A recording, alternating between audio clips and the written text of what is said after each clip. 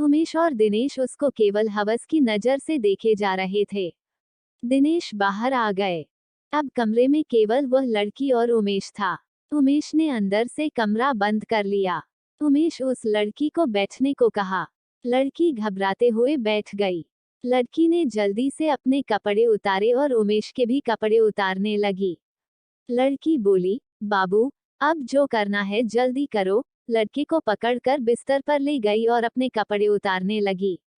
अब लड़की उमेश के इतने नजदीक थी कि उसके मासूम चेहरे को वह बड़े प्यार से देख रहा था।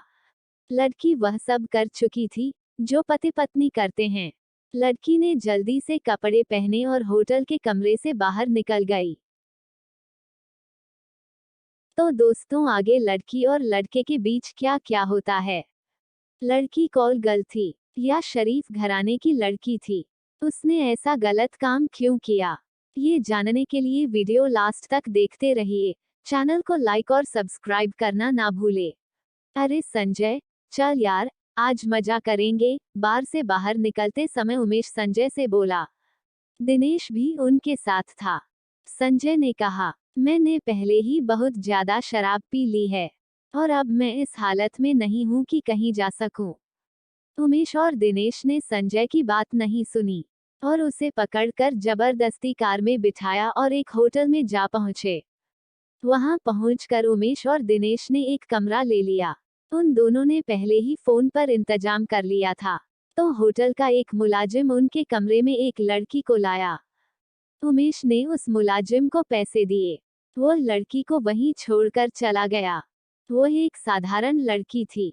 लगता था कि वह पहली बार इस तरह का काम कर रही थी, क्योंकि उसके चेहरे पर घबराहट के भाव थे। उसके कपड़े भी साधारण थे और कई जगह से फटे हुए थे।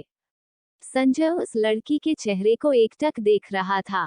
उसे उसमें मासूमियत और घबराहट के मिले जुले भाव नजर आ रहे थे, जबकि उमेश और दिनेश उसको केवल हवस की नजर से देखे जा रहे थे।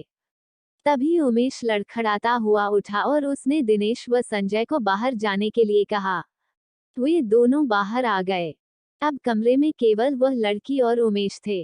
उमेश ने अंदर से कमरा बंद कर लिया। संजय को ये सब बिल्कुल भी अच्छा नहीं लग रहा था, लेकिन उमेश और दिनेश ने इतनी ज्यादा शराब पी ली थी कि उन्हें होश ही न था कि वे क्या कर रहे हैं। काफी देर हो गई तो संजय ने दिनेश को कमरे में जाकर देखने को कहा। दिनेश शराब के नशे में चूर था। लड़खड़ाता हुआ कमरे के दरवाजे पर पहुंचकर उसे खटखटाने लगा। काफी देर बाद लड़की ने दरवाजा खोला। उस लड़की ने दिनेश से कहा कि उसका दोस्त सो गया है, उसे उठा लो। नशे की हालत में चूर दिनेश उस लड़की की बात सुनने के बजाय पकड़कर उसे अंदर ले गया और दरवाजा बंद कर लिया। संजय दूर बरामदे में बैठा ये सब देख रहा था। दिनेश को भी कमरे में गए काफी देर हो गई, तो संजय ने दरवाजा खड़काया। इस बार भी उसी लड़की ने दरवाजा खोला। वह अब परेशान दिख रही थी। उसने संजय की तरफ देखा और कहा, बाबू, ये लोग कुछ कर भी नहीं रहे और मेरा पैसा भी नहीं दे रहे हैं। मुझे पैसे की जरूरत है और जल्दी घर भी जाना है। कहते हुए उस लड़की का गला बैठ सा गया। संजय ने लड़की को अंदर चलने को कहा और थोड़ी देर में उसे उसी होटल के दूसरे कमरे में ले गया। उसने जाते हुए देखा कि उमेश और दिनेश शराब में चूर बिस्तर पर पड़े थे। संजय ने दूसरे कमरे में उस लड़की को बैठने को कहा। लड़की घबराते हुए बैठ गई। वह थोड़ी जल्दी में लग रही थी। संजय ने उसे पास रखा पानी पीने को दिया, जिसे वह एक सांस में ही पी गई। पानी पीने के बाद वह लड़की खड़ी हुई और संजय से बोली, बाबू, अब जो करना है जल्दी करो, मुझे पैसे लेकर जल्दी घर पहुंचना है। संजय को उसकी मासूम बातों पर हंसी आ रही थी। उसने उसे पैसे दे दिए तो उसने पैसे रख लिए और संजय को पकड़कर बिस्तर पर ले गई और अपने कपड़े उतारने लगी। संजय ने उसका हाथ पकड़ा और कपड़े खोलने को मना किया। लड़की बोली, नहीं बाबू, कस्तूरी ऐसी लड़की नहीं है जो बिना काम के किसी से भी पैसे ले ले। मैं गरीब जरूर हूँ, लेकिन भीख नहीं लूंगी। संजय अब बोल नहीं पा रहा था। तभी कस्तूरी ने संजय का हाथ पकड़ा और उसे बिस्तर पर ले गई। ये सब इतना जल्दी में हुआ कि संजय कुछ कर नहीं पाया। कस्तूरी ने जल्दी से अपने कपड़े उतारे और संजय के भी कपड़े उतारने लगी। अब कस्तूरी संजय के इतने नजदीक थी कि उसके मासूम चेहरे को वह बड़े प्यार से देख रहा था। वह कस्तूरी की किसी बात का विरोध नहीं कर पा रहा था। उसके मासूम हाव भाव व चेहरे से संजय की नजर हटती।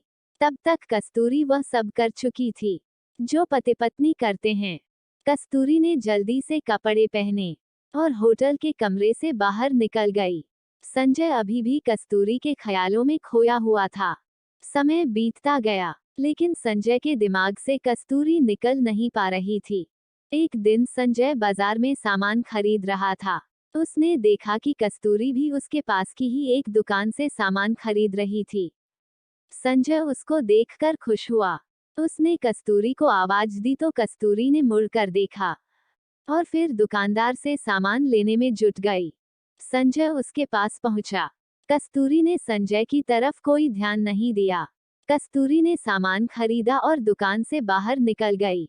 संजय उसे पीछे से आवाज देता रहा, लेकिन उसने अनसुना कर दिया।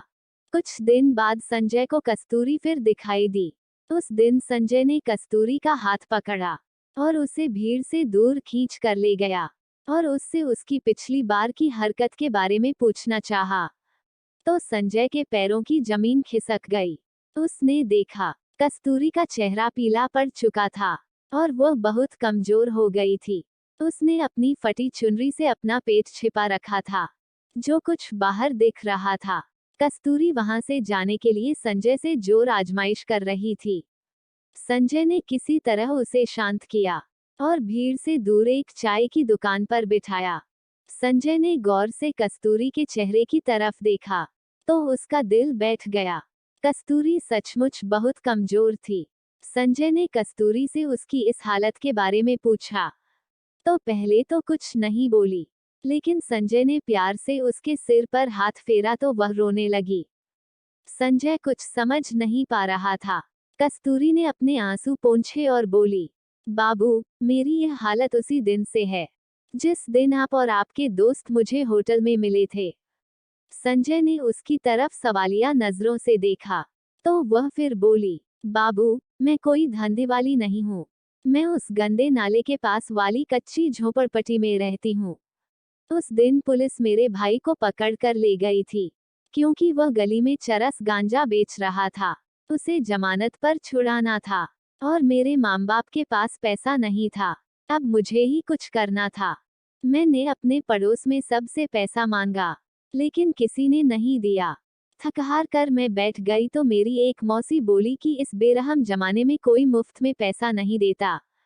मौसी की यह बात मेरी समझ में आई और मैं आप और आपके दोस्तों तक पहुंच गई। कस्तूरी चुप हुई तो संजय ने अपने चेहरे के दर्द को छिपाते हुए पूछा, तुम्हारी यह हालत कैसे हुई? कस्तूरी ने कहा, बाबू, ये जानकर आप क्या करोगे? ये तो मेरी किस्मत है। संजय ने फिर जोर दिया तो कस्तूरी बोली, बाबू, उस दिन आपके दिए गए पैसे से मैं अपने भाई को हवालात से छुड़ा लाई। तो भाई ने पूछा कि पैसे कहाँ से आए। मैंने झूठ बोल दिया कि किसी से उधार लिए हैं।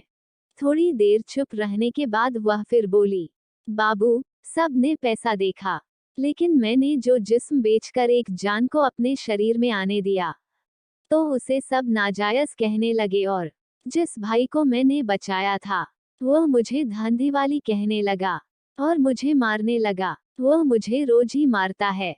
ये सुनकर संजय के कलेजे का खून सूख गया। इस सब के लिए वह खुद को भी कसूरवार मानने लगा। उसकी आंखों में भी आंसू छलक आए थे। कस्तूरी ने ये देखा तो वह बोली, बाबू, इसमें आपका कोई कसूर नहीं है। अगर मैं उस रात आपको जिस्म नहीं बेचती तो किसी और को बेचती। लेकिन बाबू, उस दिन के बाद से मैंने अपना जिस्म किसी को नहीं बेचा। ये कहते हुए वह चुप हुई और कुछ सोचकर बोली, बाबू, उस रात आपके अच्छे बर्ताव को देखकर मैंने फैसला किया था कि मैं आपकी इस प्यार की निशानी को दुनिया में लाऊंगी और उसी के सहारे जिंदगी गुजार दूंगी, क्योंकि हम जैसी गरीब लड़कियों को कहाँ कोई प्यार करने वाला जीवन साथी मिलता है। इतना कहकर कस्तूरी का गला भर आया। वो आगे बोली, बाबू, यह आपकी निशानी है और मैं इसे दुनिया में लाऊंगी, चाहे इसके लिए मुझे मरना ही क्यों ना पड़े। इतना कहकर वह तेजी से उठी और अपने घर की तरफ चल गई। ये सुनकर संजय जैसे जम गया था। वह कहकर भी कुछ नहीं कह पाया। उसने फैसला किया कि कल वो कस्तूरी के घर जाकर उससे शादी की बात करेगा। वह रात संजय को लंबी लग रही थी। सुबह संजय जल्दी उठा और बदहवास सा कस्तूरी के घर की तरफ चल दिया। वो उसके मोहल्ले के पास पहुंचा तो एक जगह बहुत भीड़ जमा थी। वो किसी अनहोनी के डर को दिल में लिए भीड़ को चीर कर पहुंचा। तो उसने जो देखा तो जैसे उसका दिल बाहर निकलने की कोशिश कर रहा हो। कस्तूरी जमीन पर पड़ी थी। उसकी आंखें खुली थीं और चेहरे पर वही मासूम मुस्कुराहट थी। संजय ने जल्दी से पूछा कि क्या हुआ है तो किसी ने बताया कि कस्तूरी के भाई ने उसे चाकू से मार दिया है, क्योंकि सब कस्तूरी के पेट में पल रहे बच्चे की वजह से उसे बेइज्जत करते थे। संजय पीछे हटने लगा। अब उसे लगने लगा था कि वह गिर जाएगा। तभी पुलिस का सायरन बजने लगा तो भीड़ छंटने लगी। संजय पीछे हटते हुए कस्तूरी को देख रहा था। उसका एक हाथ अपने पेट पर था और शायद वह अपने प्यार को मरते हुए भी बचाना चाहती थी। उसके चेहरे पर मुस्कुराहट ऐसी थी जैसे उन खुली आंखों से संजय को कहना चाहती हो, बाबू, ये तुम्हारे प्यार की निशानी है, पर इसमें तुम्हारा कोई कसूर नहीं है। संजय पीछे मुड़ा और अपने घर पहुंचकर रोने लगा। वह अपने आप को माफ नहीं कर पा रहा था, क्योंकि अगर वह कल ही उससे शादी की बात कर लेता तो शायद कस्तूरी जिंदा होती। बारिश होने लगी थी। बादल जोर से गरज रहे थे। वे भी कस्तूरी के प्यार के लिए रो रहे थे। तो मित्रों, कहानी कैसी लगी आपको? कहानी मजेदार थी ना? कहानी सुनकर आपको बहुत मजा आया होगा। ऐसी कहानी सुनने के लिए हमारे चैनल को लाइक और सब्सक्राइब करें। तो मिलती है अगली कहानी में।